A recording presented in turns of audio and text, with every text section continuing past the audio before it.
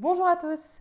Alors aujourd'hui dans cette vidéo, on va regarder le problème de la pluie d'or, qui est un petit problème assez facile qui va vous permettre de vous rendre compte de la force de l'intérêt composé. On connaît déjà tous le fameux problème du jeu d'échecs où l'inventeur de ce jeu aurait demandé comme récompense à mettre un grain de riz sur la première case du jeu, 2 grains de riz sur la deuxième case, etc. jusqu'à la 64e. Et pour se rendre compte que finalement, il n'y aurait pas assez de grains de riz sur la Terre pour pouvoir satisfaire sa demande. Dans un registre similaire, on pourrait imaginer par exemple de déposer un capital de 1 franc en l'an 0 de notre ère avec un intérêt composé à 4,5% qu'on place en l'an 0 jusqu'en 2018. Donc pour résoudre ce petit problème, le calcul n'est vraiment pas compliqué. On sait que la formule pour les intérêts composés, c'est que le capital final est égal au capital initial, c'est 0, fois 1 plus l'intérêt puissance n. Donc dans notre cas, on avait 1 franc de capital de départ, un taux d'intérêt de 4,5% jusqu'en 2018, donc c'est le nombre d'années. Et tout ça, ça vaut environ 3,77 fois 10 puissance 38. Le problème, c'est que 3,77 fois 10 puissance 38, c'est un nombre qui est gigantesque. Et on n'arrive pas à se le représenter. Quand c'est des millions, des milliards, on arrive, mais dès qu'on commence à passer au trilliard, etc., ça devient vraiment compliqué à se le représenter. Alors pour mieux se représenter le capital que je vais toucher, c'est-à-dire le 3,77 fois 10 puissance 38, on va imaginer que ce capital, je vais le toucher sous forme de globes d'or qui tombent du ciel chaque seconde.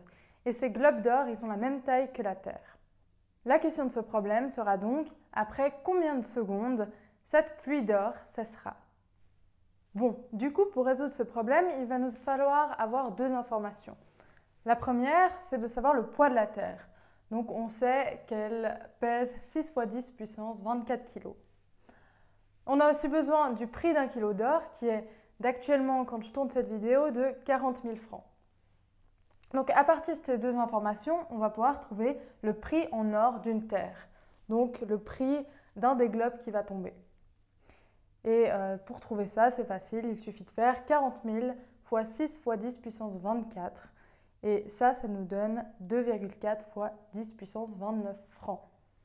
Maintenant, grâce à toutes ces informations, on va pouvoir réussir à trouver le nombre de globes d'or total qu'on va toucher. Donc c'est aussi un calcul qui est simple. Il suffit juste de faire le capital total sur le prix d'une terre en or. Et ça nous donne le calcul suivant. Donc 3,77 fois 10 puissance 38 pour le capital, divisé par 2,4 fois 10 puissance 29 pour le prix d'une terre en or. Et ce calcul-là, si on le fait, ça nous donne 1 570 833 333. Donc j'avais dit au début que les globes d'or tombaient chaque seconde. Donc si on considère ce fait, eh bien ça veut dire qu'avec 1 570 833 333 globes d'or, chaque seconde, ça nous dure sur une durée de 50 ans. Donc pendant 50 ans, il y a des globes d'or qui nous tombent dans les mains, chaque seconde. Donc cette vidéo vous aura permis, dans un premier temps, de vous rendre conceptualisable un nombre qui est juste énorme. Et d'une autre part, vous aura aussi permis de vous rendre compte de la force des intérêts composés. Donc voilà, cette vidéo est maintenant terminée. J'espère qu'elle vous aura plu. Si c'est le cas, je vous invite à consulter le site de promat.ch. Le site est en description. Merci à tous d'avoir regardé cette vidéo.